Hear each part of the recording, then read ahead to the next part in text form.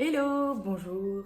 Je vous retrouve aujourd'hui avec un fond de soleil qui va pas tarder à partir, je pense. Je voulais qu'on parle de boutures. Parce que j'ai beaucoup de questions sur les boutures de pilea, par exemple, de ma grande pilea que j'ai ici, ou de boutures en général, quand est-ce que c'est la période pour le faire, comment il faut faire pour certaines plantes pour les bouturer. Ce que j'ai comme projet pour 2022, ça y est, la meuf elle rentre déjà dans des projets pour l'année prochaine, c'est en tout cas d'essayer de vous faire, gérer environ tous les 2 mois, une petite vidéo sur les boutures de plantes spécifiques. Parce que parfois, il y a des gens qui débutent ou pas, qui ont des plantes et qui savent pas trop comment en fait bouturer. J'avais fait des petites vidéos que dans une playlist spéciale pour le bouturage, dans laquelle je montre de A à Z comment faire une bouture et quel est le résultat en fait de la coupe et de la pousse de la plante. Donc j'avais envie de refaire un petit topo avec vous en blog, de voir un petit peu où en étaient certaines plantes et certaines boutures, voilà. Ici, comme on peut profiter un petit peu de la lumière du soleil qui arrive petit à petit dans le salon, je voulais vous montrer tous les bébés pilea que j'ai en bas de ma plante mère. Ma plante mère, elle est assez haute, elle fait peut-être 1,20 m.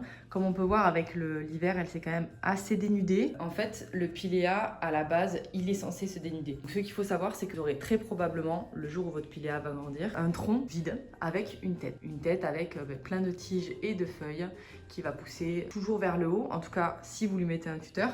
Ici, moi, j'ai laissé en fait plein de boutures qui dégoulinent en fait le long de la plante mère, dont une ici que j'ai accrochée, voilà, pour qu'elle puisse continuer de pousser vers le haut pour un peu regarnir tout le milieu. Et ici on a plein de bébés. Alors j'ai pas mal de questions aussi sur comment faire pour avoir des nouvelles pousses sur le pilea. Moi je fais rien du tout. C'est-à-dire que pour avoir des bébés pilea qui poussent à la base de la plante mère, je me suis rendu compte qu'en fait il fallait laisser faire le temps. Je pensais que c'était parce que j'avais plusieurs pieds dans le même pot que la création de bébés en fait était beaucoup plus facile. Et puis j'ai eu un petit pilea clash et en fait voilà, celui-ci il a un seul tronc et il a déjà un bébé et il y en a un autre qui est en train de pousser. Donc en fait ça n'a rien à voir avec ça. Des fois je me fais mes propres théories pour essayer de rassurer les gens et là clairement ça fonctionne pas. Le seul truc que je pourrais vous dire c'est peut-être laisser faire le temps et éventuellement apporter un petit peu d'engrais à votre plante. Donc on a parlé de la période. Maintenant on peut voir plus ou moins les techniques de bouturage.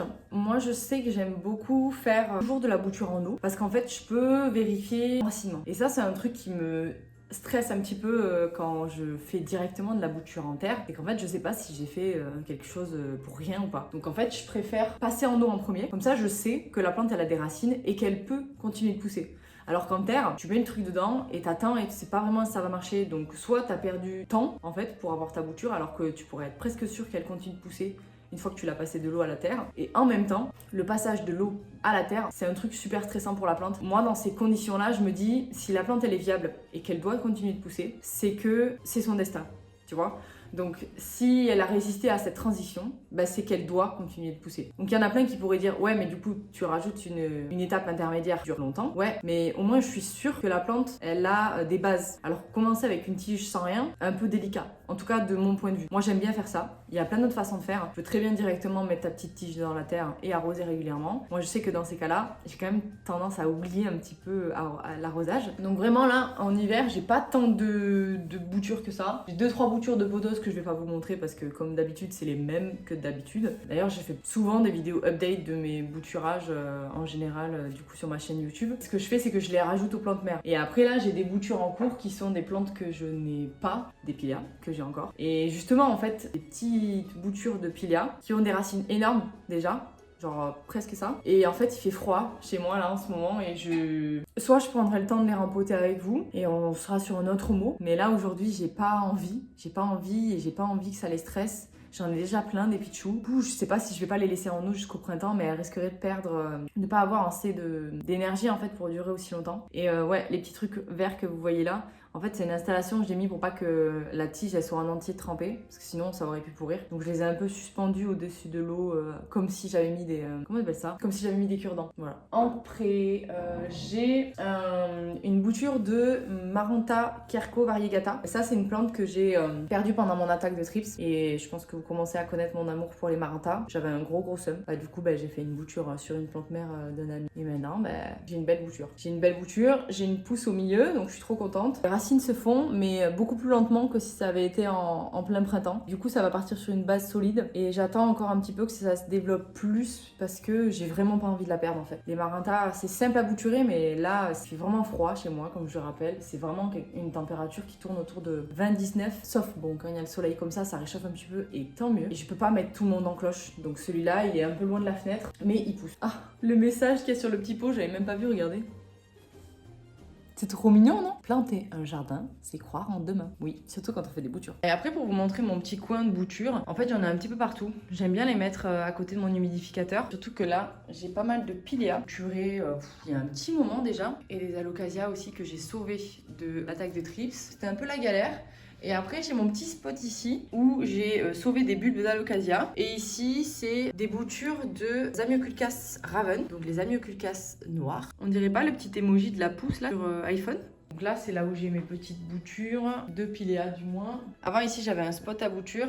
Et d'ailleurs, mes boutures, je les ai prises ici, celles qui étaient en eau.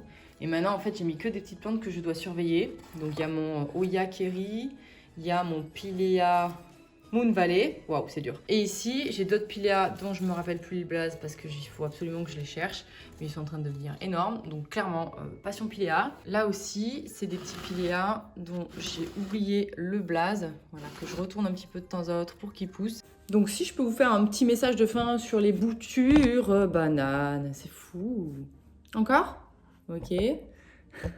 Sur les boutures, c'est que moi, j'hésite pas à en faire toute l'année. C'est-à-dire que j'aime bien, c'est une expérience qui est à réaliser chaque année pour voir un petit peu comment ça fonctionne. Effectivement, si vous voulez les réussir, je ne peux que vous conseiller de les faire au printemps, dans un endroit lumineux, assez chaud, et de les surveiller. Pas comme mon chat qui me boycotte la vidéo.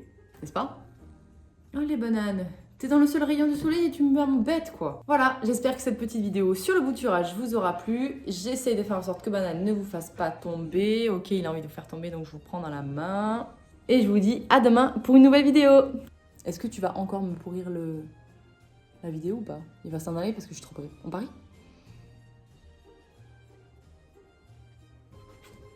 Voilà. Allez, à demain. Salut!